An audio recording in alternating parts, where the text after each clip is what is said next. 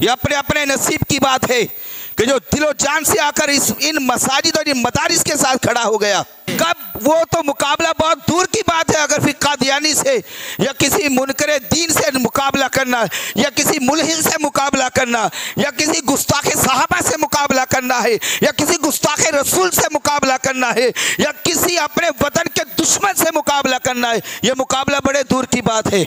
हमें तो अपने मुकाबले से फुर्सत नहीं। खुदा की कसम किसी की हिम्मत और जुर्रत नहीं थी कि वो इस तरीके का क्रैक डाउन और जुल्म हमारे ऊपर कर लेते। हम बेखबर नहीं है, ये हमारे ही अंदर ऐसे गद्दार पैदा हो चुके थे, ऐसे मुखबिर पैदा हो चुके थे जिन्होंने उन जालिमों की कमरों को मजबूत किया।